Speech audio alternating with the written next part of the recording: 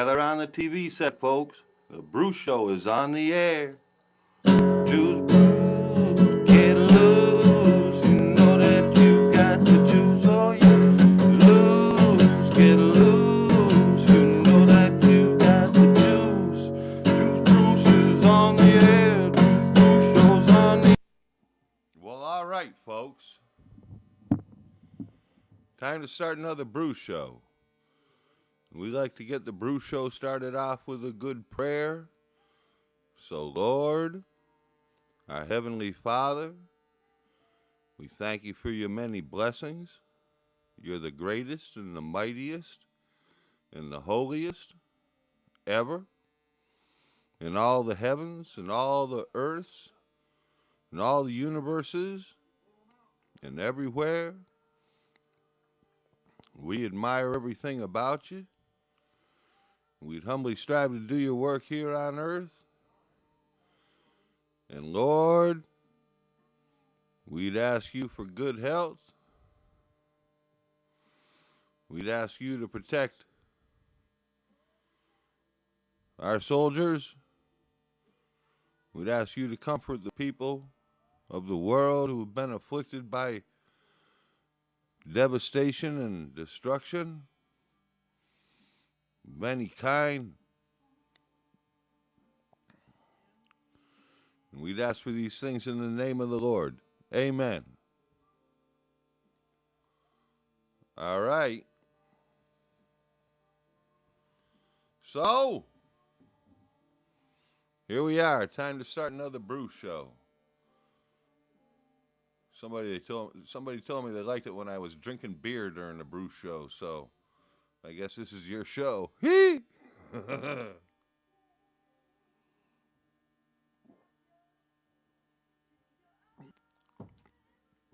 Yep, just reviewing some of the old Brew Shows. The last one, you know. I don't know. Keep trying, keep doing the best we can. You know, got to do something. Got to do something.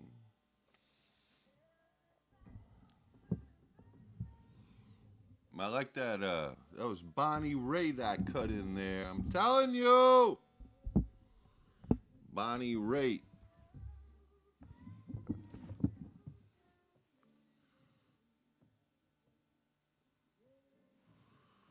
Well, you can't expect to get that kind of entertainment all the time. I hope you can hear Bonnie Raitt in the background there. I like this song too. I should just let it play. It's only 1 minute. That's what they told me. Well, whatever. Welcome to the Brew Show. Get yourself a beer and enjoy the entertainment, all right? You might as well enjoy yourself. We're only here for a short time. You know what I'm saying?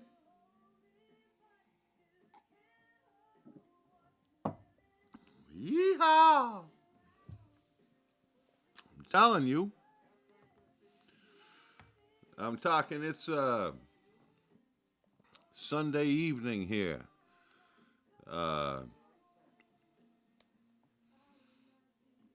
15th of January. Made it halfway through January and hadn't snowed yet. Except for way back there when all the trees broke. But, you know, not counting that one, winter hasn't set in yet. I know I said I was going to shave my beard, but I'm kind of scared. Somebody told me, won't it be cold? Won't it be cold if you shave your beard off? And I hadn't thought about it. That's like, you know, that's like in the summertime when it gets hot out and you're not used to it, it's hot, you know. In the wintertime, when it's cold out, you're not used to it. And you shave your beard off and you're going to feel it. So I'm afraid if I shave my beard off, then it'll become winter. You know, harsh, hard winter. somebody told me the woolly caterpillars had fat bands. You know what that means?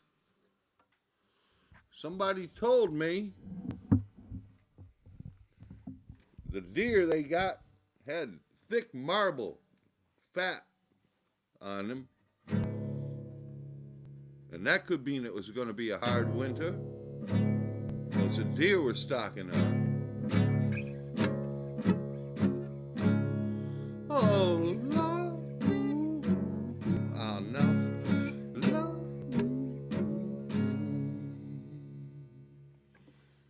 Yeah. So, I'm trying the 2 microphone thing again here. You know, I keep trying. I was messing around. I'm telling you, it's been a long time since I did the brew show. I mentioned the date. I want to try to mention the date when I do the thing, so you can put it in a relevant context.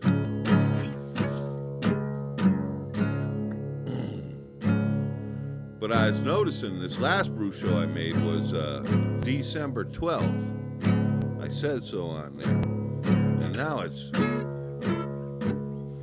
that was a Christmas show. Had to get ready for Christmas. But now it's running into the middle of January, you know.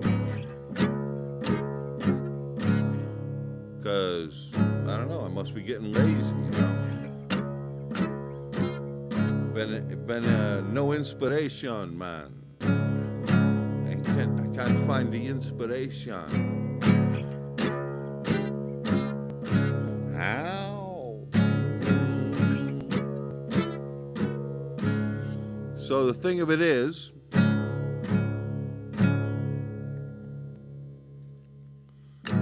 try to keep playing a few songs. You know, I said I was going to play them better this year. We'll see.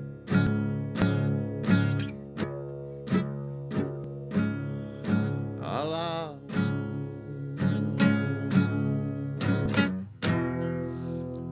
What's your name?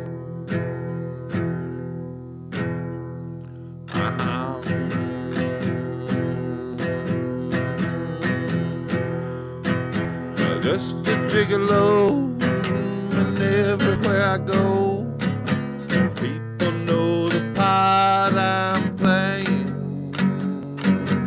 Pay for every dance, selling each romance, while the music sways. There will come a day when youth will pass away. What will they say about me?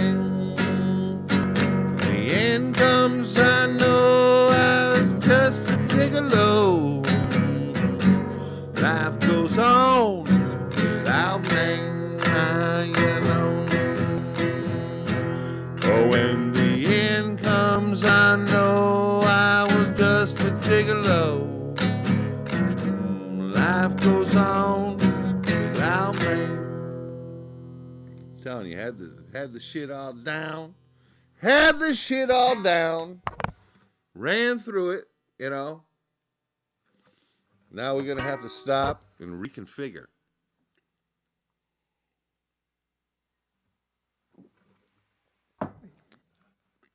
But I'm telling you, one time I'm gonna get something right, and that's gonna be it. 'Cause I know how to do this. I don't know who wrote this song. I heard, I think Louis Armstrong might have done this song. I'm not sure. I mean, played it at least, you know. And old David Lee Roth.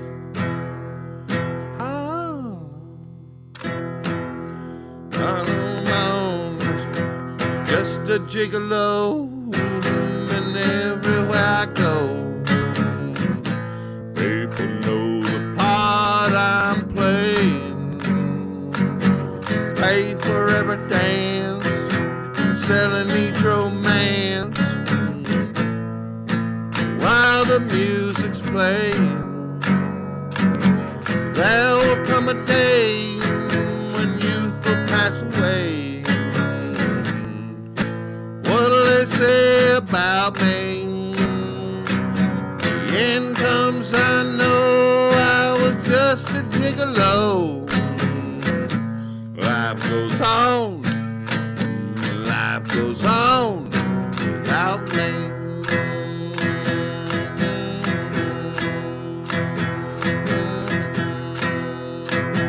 Just one more, I say it was just a gigolo. And everywhere I go, people know the part I'm playing. Pay for every dance, selling neat romance while the music's playing. There will come a day when youth will pass away. What'll they say about me? The end comes, I know I was just a gigolo. Life goes on without me.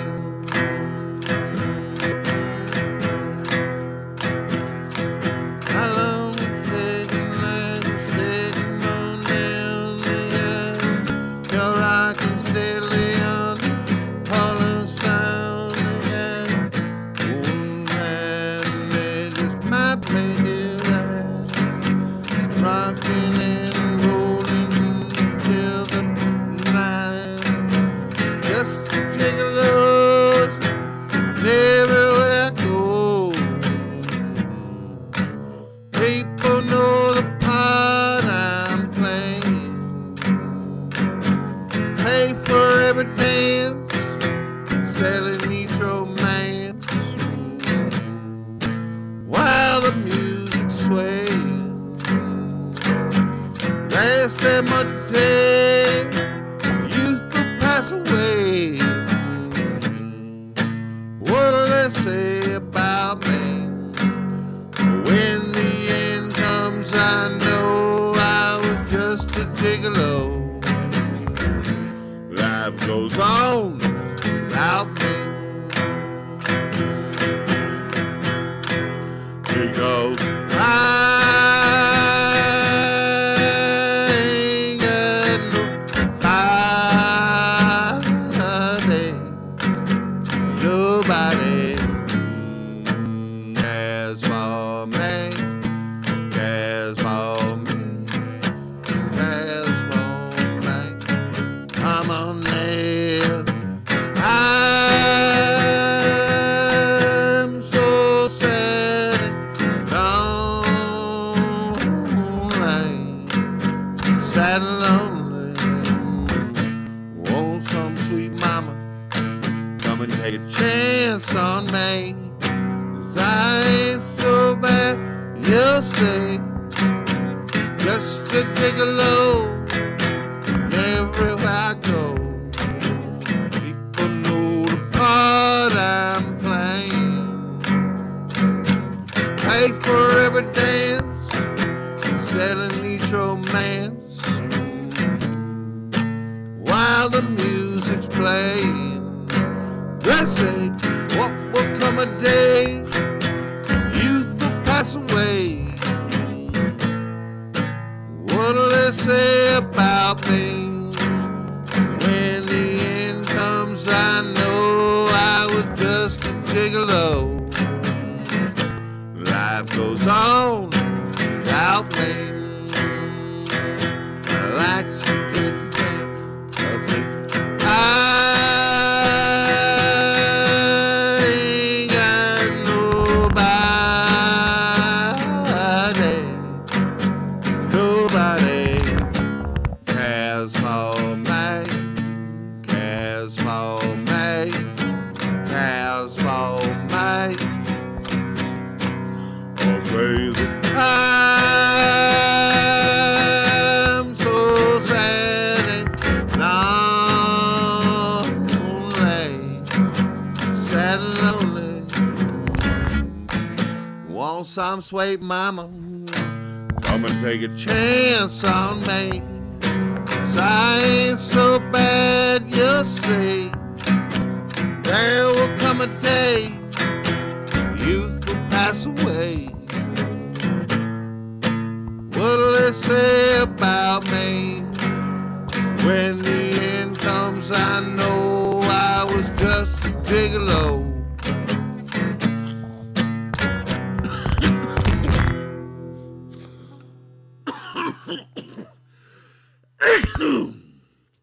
Oh, yeah.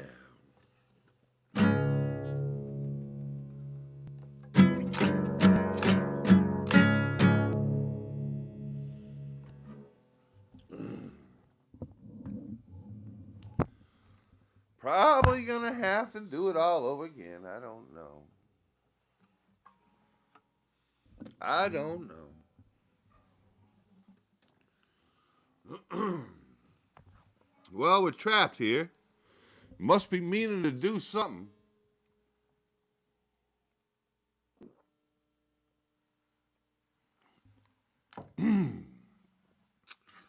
Ooh, yeah. Telling you, I couldn't get that song right. Here's a little nip of the, yeah.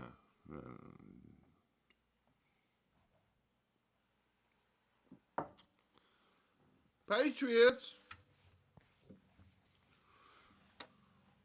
Fortunately, we got to play the Denver Broncos on Saturday, and God was working, and so we got to get by Denver there, and Timmy Tebow, God's quarterback.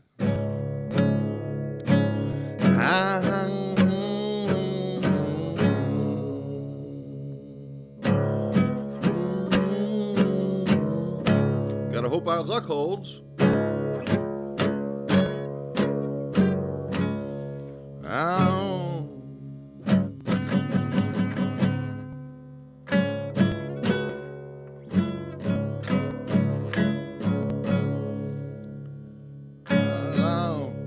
Yo, what's this I see on my TV?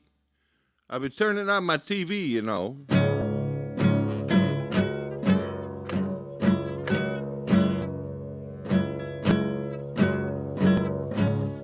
I turned it on the AC TV, right? And I see some guy, man, he's trying to steal some of my songs. Some guy, Benny, the Motown man. He said the Motown man was in the stands and he was taking my songs. I know I did this one.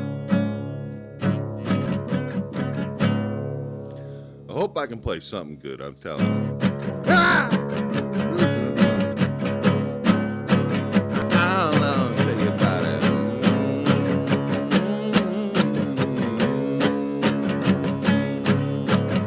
Ain't gonna find no paying no ways. Don't even bother, baby, look for me. I said he waited till the world can see that you got a baby brother. Stick with bass.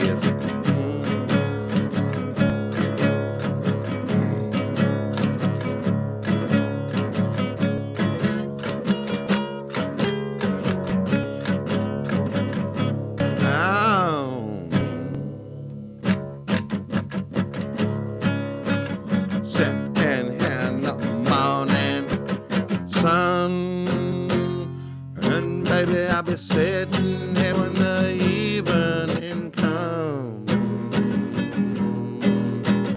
watching the ships rolling in, and then watch them rolling away again. Aren't you know someday I'm just sitting on the dock in old Adelaide, just watching the tide all slipping away, sitting on the dock in old Adelaide, wasting time.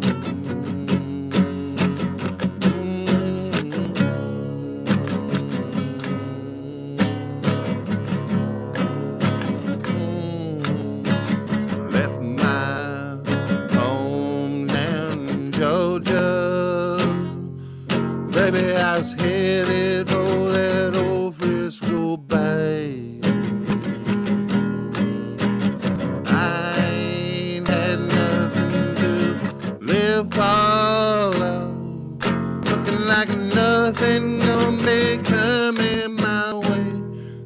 So some days I'm just sitting down talking my way, just watching the sun sand all slipping away.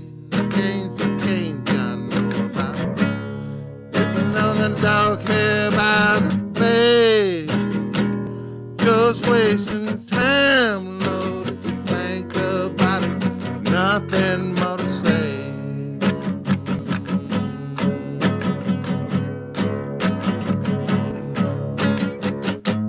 Yeah, well, it looked like nothing gonna change.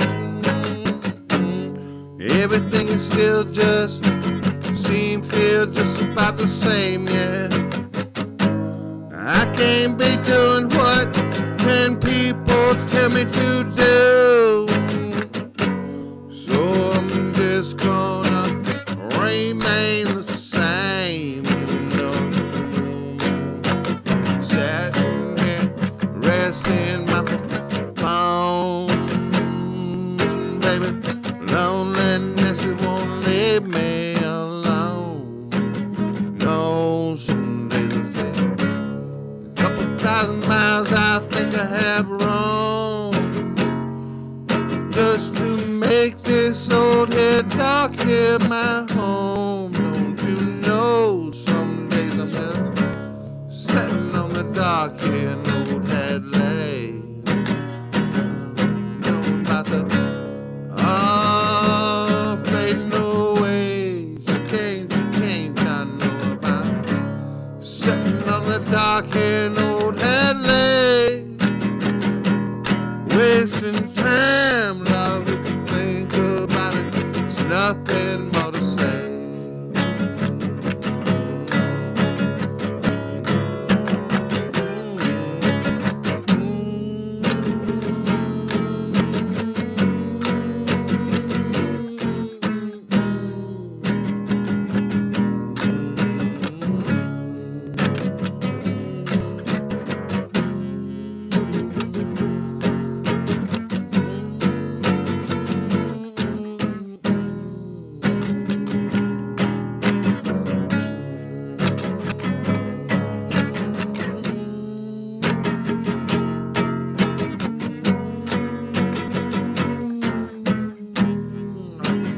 No, some days I say,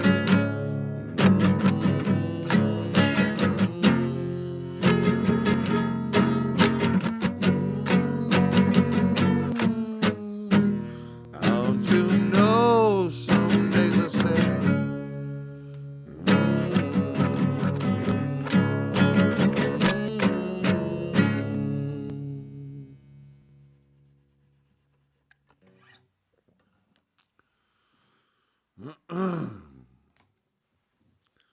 all righty then. Well, let's see if I could think of something intelligent to say, but I don't know. It's probably not likely. So,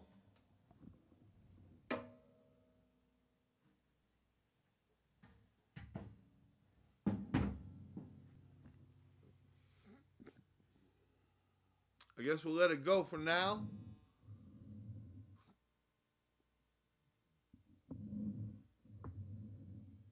And then we'll come back later, all right? So bear with me. Well, all right, folks. I don't know. I'm thinking I did a pretty poor job of starting out this Bruce show. That was one of our New Year's resolutions there, that we were going to play the songs better. And then immediately, the next show, you can't remember the song again. It's messed up, I'm telling you. I was just playing it, and I actually thought I had it figured out, right? So I said, well, Ain't the right time, but I'll just try to hook the camera up here and play it for the people. And then what happened? It took me so long to hook up the lights and the microphones and the camera that I must have forgot. I must have forgot the chords again.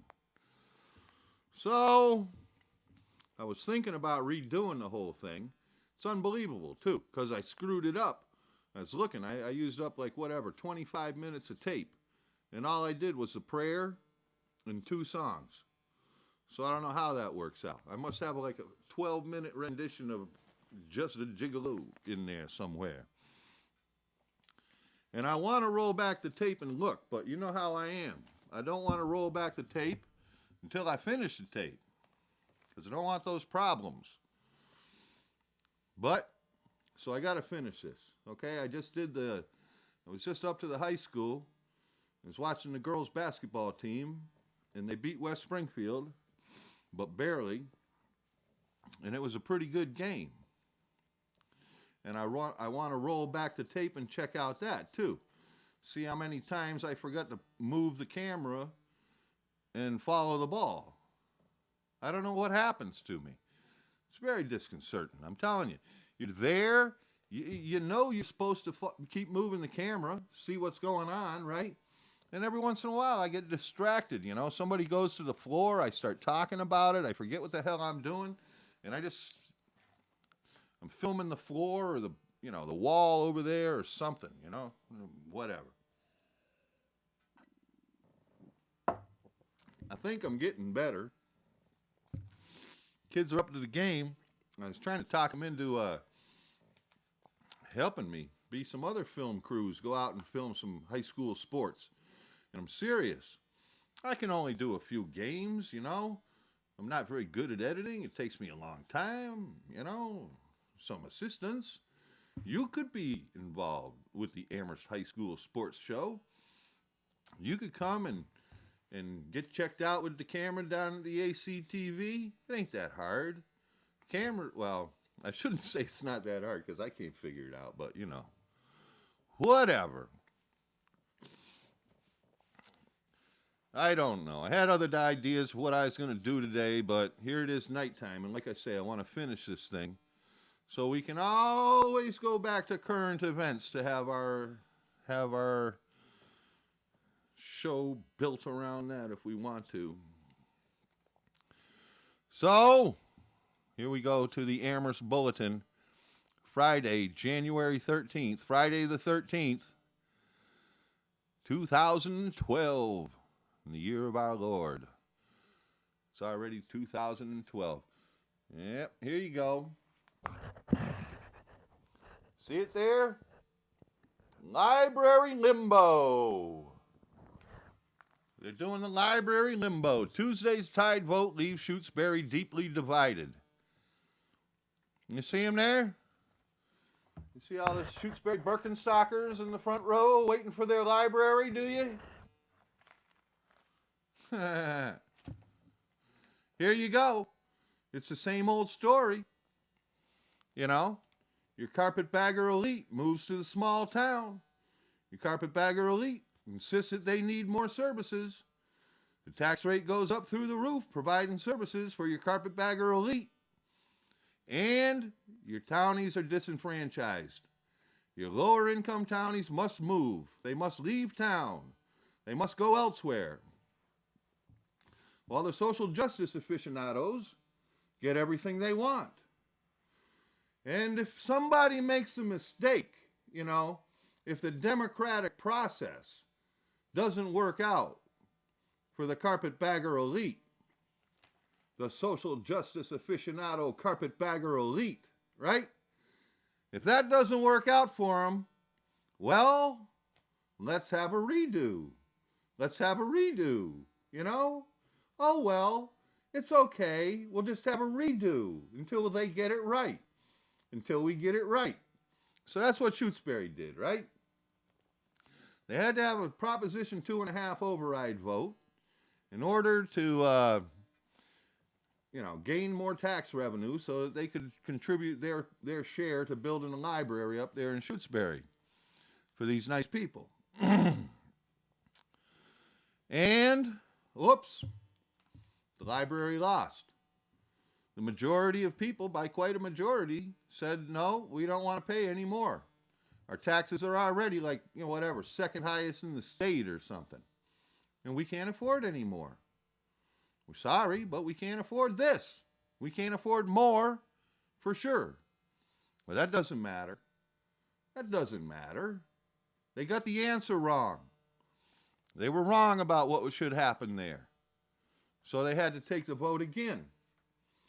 This time they really campaigned, They probably did like Amherst did on the last Proposition 2.5 override vote. All the good carpetbagger elite of Amherst, Hey, get all your kids who are in college now to sign up as absentee voters here for the town of Amherst so that they can cast their ballot for the Proposition 2.5 override.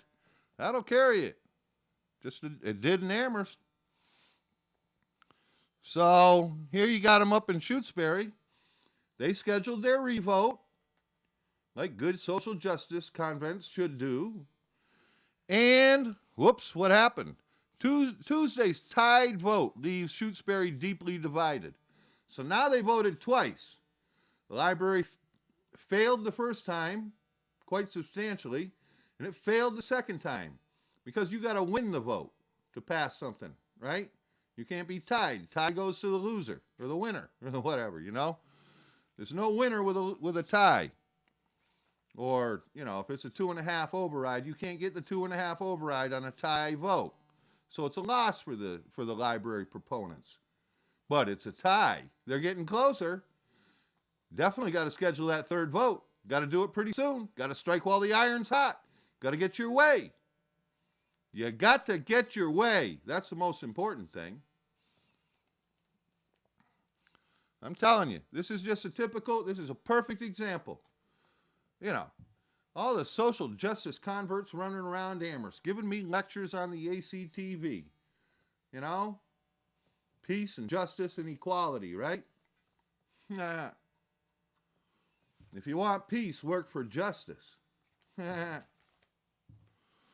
Unless they get the answer wrong, then do it over. It's just like when the high school was being built here in Amherst. It lost the Proposition 2.5 override. Whoops, they got it wrong. Do it again. They lost the Proposition 2.5 override. Oops, they got it wrong. Do it again. I don't know how many times it took them to pass it. 3, 4, And as soon as it passed by a vote or two, they broke ground like the next day. There was no re-vote after they got their way, was there? It'll be the same thing here in Shutesbury. They'll vote on this until they get it right. And once they get it right, they're going to break ground. There's not going to be a second redo on that. Okay? Because the social justice people finally got social justice. You know what I'm saying? What is justice? What is it? If you're in the moral relativity category, right, and you're preaching social justice, what exactly is it? You know what it is? It's your ideas. That's all it is. It's your ideas. Democracy doesn't work to pass your ideas? Forget democracy. Do it over again. Keep doing it until you get it right. Yeah, I shouldn't probably ought to do it, but I'll tell you something. They talked me into running for the board of directors down at the ACTV last fall, right? Last October. And I went to the meeting, and they said I should make a little speech, a little campaign speech to, express what I was, what my platform was. What would I try to do if I was on the board of directors? So I did. I made a speech, and I said I was a proponent of free speech. I wanted to advocate for free speech. I wanted to advocate for inclusion. I wanted to have people come down here with different viewpoints, and be able to participate and express themselves through the media, right? And I said I was in favor of transparency. I go to the meeting, you know, the nice people of the ACTV, you know, elite come down, and a couple guys asked me something. A couple guys started to engage me in conversation for a minute before the thing got, you know, the speech making and the meeting part of it. And I tried to tell them what I was about, you know, I was just like I just told you, you know, and I don't know. They just try to drop a little bomb and walk away, you know. This one this one guy, he goes, "Oh, everybody says they're in favor of free speech. What does that mean?" Well, okay, dude, here's the difference between me and maybe most of the people that you talk to on the street. When I say something, I mean it. Okay? If I say I'm in favor of free speech, I mean it. Watch the Bruce Show. You never watched the Bruce Show? There's a trip, I'm telling you. We had 3 people running for 2 positions on the board of directors. Okay? The one guy was an incumbent. He's the president or the principal or something of the board of directors. Number 1 guy, chairman of the board or whatever. This guy is a video file or video technician or something over at Hampshire College. Lives in East Hampton. Never seen me before. Didn't know who I was. Been doing the ACTV thing for 3 years now. Okay? Had a TV show on ACTV for 3 years, and here's the board of directors chairman doesn't have a clue as to who I am. I'm the only thing they got. You know, you watch the TV, I'm the only damn thing they got. They got a bunch of people interviewing each other. You know, you got your carpetbagger elite interviewing each other for the town of Amherst, right? And then you got Bruce, and now you got Benny. And that's about it. And this guy, who's supposedly in charge of the deal, doesn't even know who I am. Never watched ACTV. You know why? He lives in East Hampton. The board of directors president of ACTV lives in East Hampton, never watches it. I don't get it. I live in Amherst. I've got absolutely no ambition to run East Hampton's ACTV. Or maybe they're the ECTV. I don't know.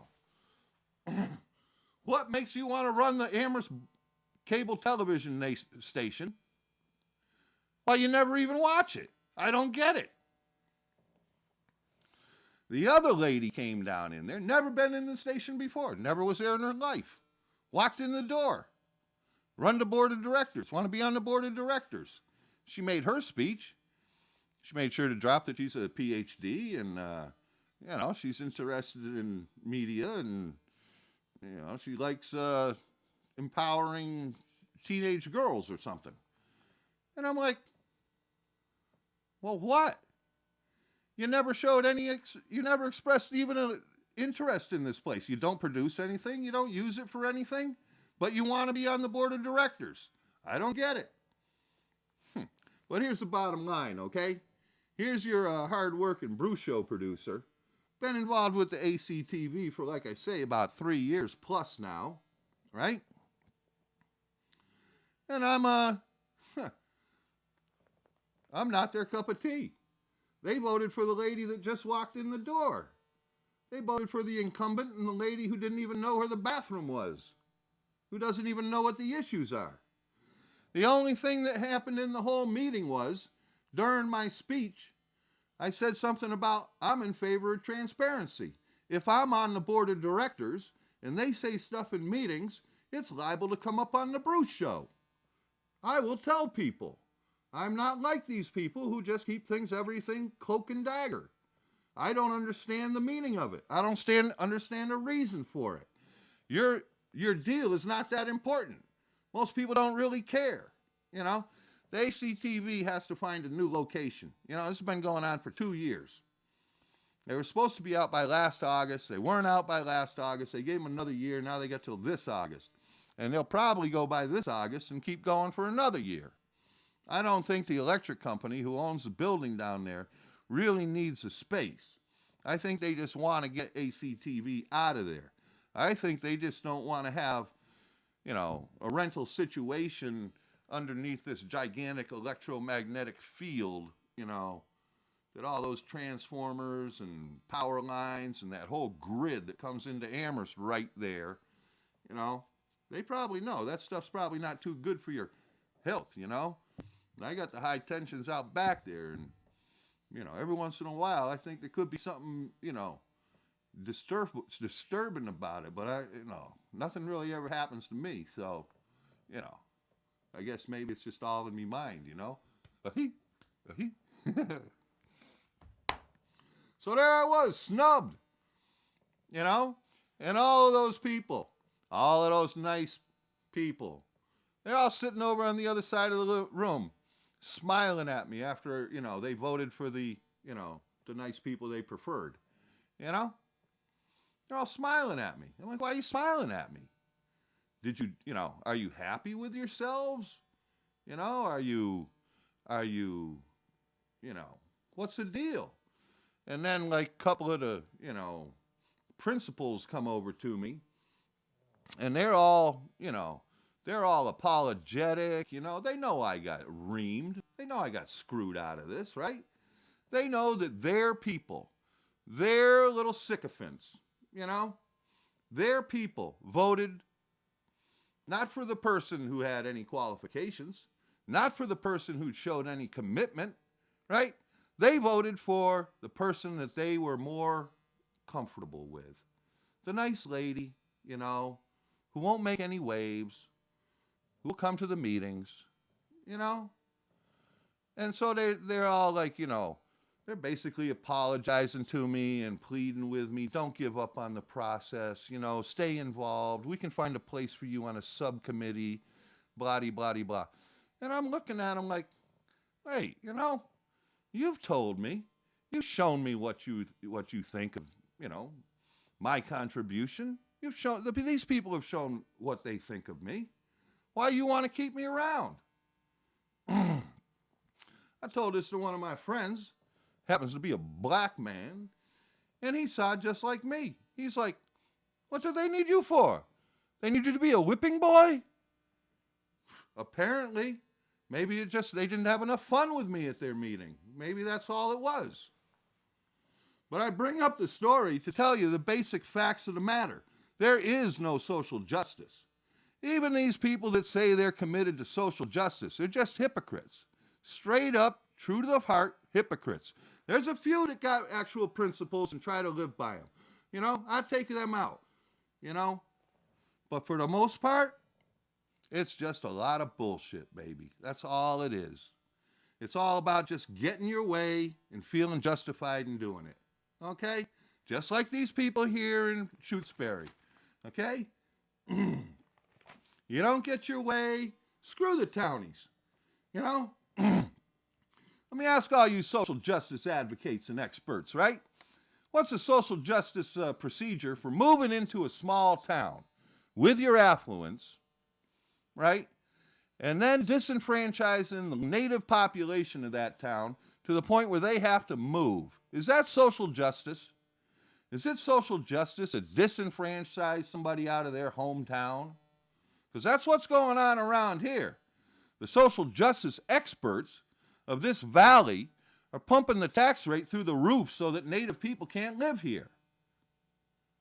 And you call yourself just, okay? You're working for peace. And those of us who disagree with you just don't get it. You know? I'm telling you, you don't stand for anything. All you stand for is hypocrisy. That's all social justice has come down to. And it's obvious. You can't live by your ideals. How do you expect anybody else to? Huh? And you think that was bad enough. Then we got to go in here to the editorial page. Oh, let's not miss this one. School choice slots added to the region. Here we go. I told you. We had to vote on a high school, 3-4 times before it passed. Then they built a prison of a high school.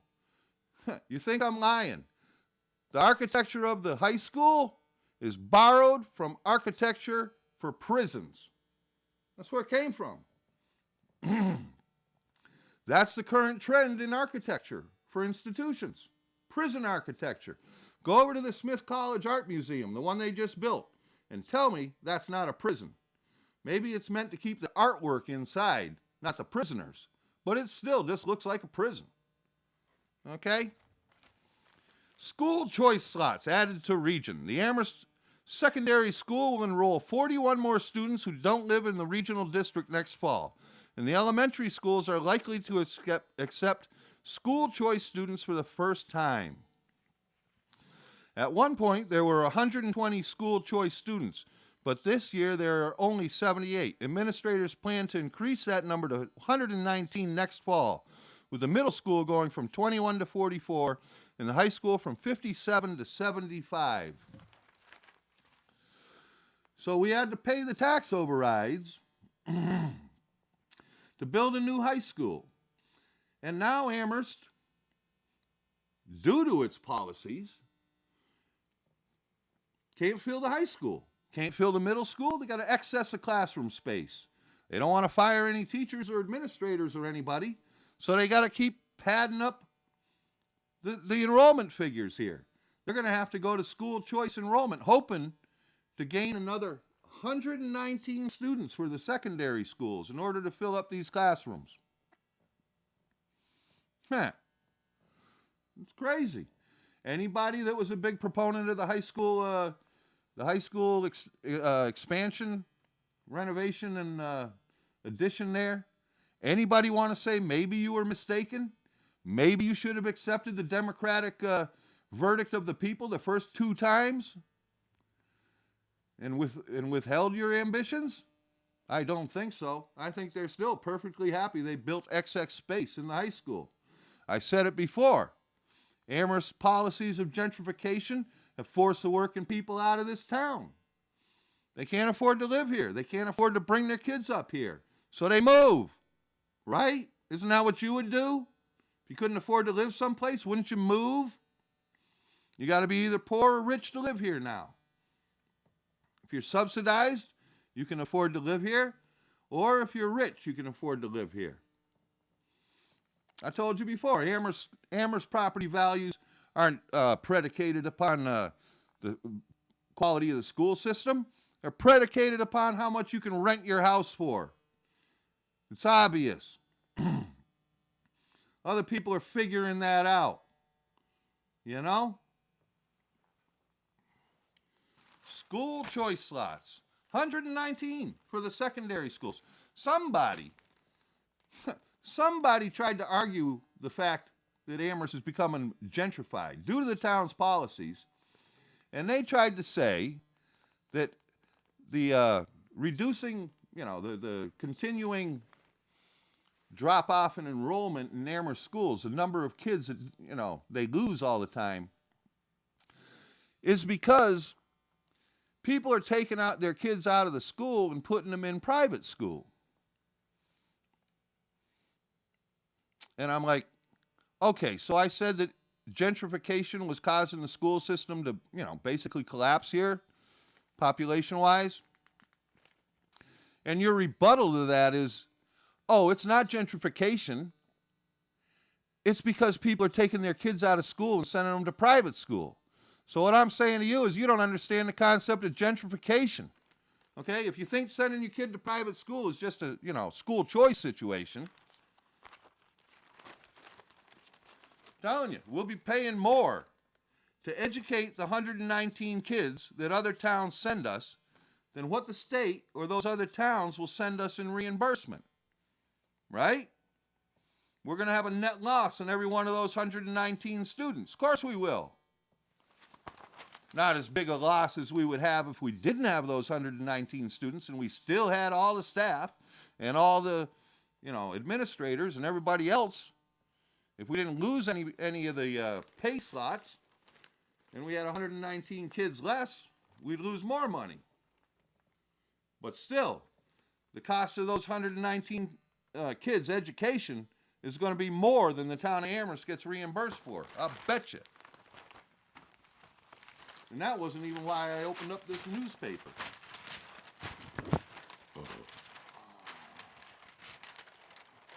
I'm telling you.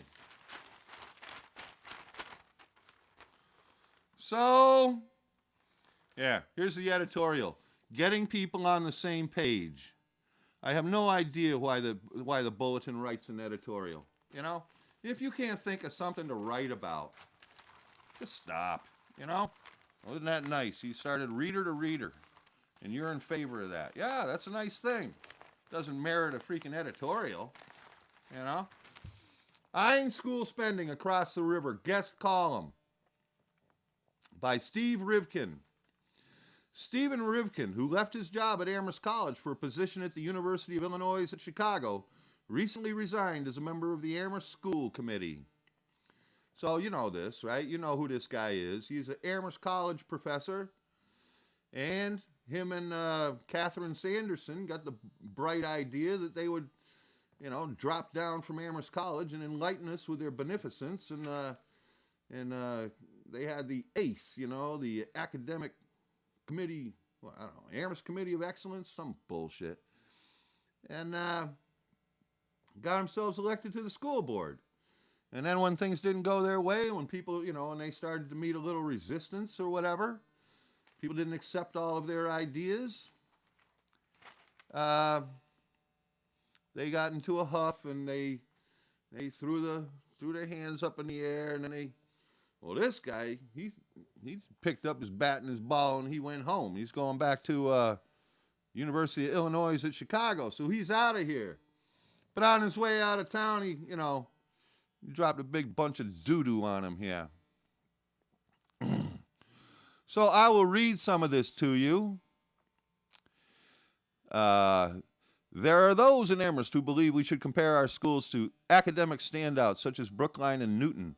These wealthy suburban districts offer a broad curriculum, many advanced and elective classes, and expansive offerings in the arts. They spend a lot per student and have expensive facilities and high teacher salaries. There are also those who consider Hadley, Northampton, and other western Massachusetts districts as more appropriate comparisons for the Amherst schools. They argue we cannot afford the budgets of the wealthy eastern districts and that we do not need to spend that type of money for quality education. These divergent visions of an Amherst education lead to disagreements. Those who oppose tax overrides are accused of being anti-education. However, this presumes that spending less means offering less in the schools. This is certainly not always the case. Careful scrutiny of every dollar spent can often lead to better choices and expanded educational opportunities without having to spend more. Northampton, a school district with similar percentages of low-income and special education students as Amherst, does offer a valuable perspective on how to spend money wisely. For example, compare what the two districts spend on administrator salaries. Currently, only one Northampton administrator, the superintendent, earns over $100,000 per year. In Amherst, there are 10 administrators paid at that level. Salaries in Amherst are higher by a few $1,000s for elementary school principals, roughly $20,000 more for the director of achievement, and over $30,000 more for the high school principal. Perhaps even more striking is the number of central administrative positions in Amherst that do not exist in Northampton. Amherst has a director of teaching and learning and a director of professional development, collaboration, and teacher evaluation, each earning more than $110,000 per year. Northampton has neither of these positions, nor any other directors in the areas of curriculum, teacher evaluation, or professional development. Other than a director of special education, Northampton has no social service administrators earning above $70,000 per year. In contrast, Amherst has two social service administrators that earn over $100,000 per year, and a third employed only during the school year that earns over $90,000 per year. Is this simply evidence of Northampton's more modest aspirations for its public schools, or does a difference in the size of the central administration reflect more fundamental philosophical differences? Recent statements by the superintendents of the two districts published in the Bulletin and Gazette offer some insight. In a fall interview in the Northampton, superintendent voiced his unwillingness to accept mediocre teaching in the classroom. His emphasis is on performance review, providing feedback to teachers, and the establishment of a high standard for classroom instruction. By comparison, in a recent interview, the Amherst superintendent raised concerns that the troubling performance on last year's MCAS tests may have resulted in part from an over-reliance on the expertise of teachers. The superintendent has spoken very little about teacher accountability. Rather, the The Amherst approach emphasizes the provision of substantial teacher supports, including coaches, intervention teachers, and a growing number of curriculum specialists. These are expensive solutions to raising the quality of instruction and allocate spending to many staff that have little or no direct contact with students. In fact, this approach often removes some of the most effective teachers from the classroom to coach other teachers instead. The Connecticut River appears to separate somewhat different visions of how to raise the quality of education. One side emphasizes the use of evaluation and feedback and reliance on regular classroom teachers to ensure a high quality of instruction for all children. The other side places a greater emphasis on administrators, coaches, and intervention teachers, and less focus on performance review and accountability. All towns face limited budgets. In order for Amherst to offer the educational opportunities of Newton and Brookline, it may have much to learn from its neighbor to the west. So there you go. On his way out of town, he tells you what people have been telling you for years and years and years, and they don't want to hear. You're wasting money, okay? We're tired of getting our taxes raised so you can waste money, okay? It's not accomplishing anything. All it's doing is providing jobs for your friends. So, it'll only be a short time before they spend up the last Proposition 2.5 override, you know. Only be a short time. They may not be able to come back for any more, though. You know? And it's not because of people like myself. It's not because of us, you know, townies or whatever, who've been whining and crying and bitching and moaning about these taxes for about 20 years. It's not because of us. It's only because the people, you know, even those Amherst Woods people who get the sewer and don't have to pay for it, you know, well, I guess the solar thing just went bye-bye. You know, they didn't want that, so that's gone now. You never know about these things around here. You know what I'm saying? They stopped talking about them, and apparently that's it. All right, the red light's flashing. I've been talking for like 35 minutes. I'm going to have to cut out some of that walking around so I can get the whole thing in here. But let me say this. Thanks for being my viewers. I'm going to get that song right. Maybe next time. And I'll check you on the next Bruce show. All right? Thanks for being with me. Gather on the TV set, folks. The Bruce Show is on the air. Choose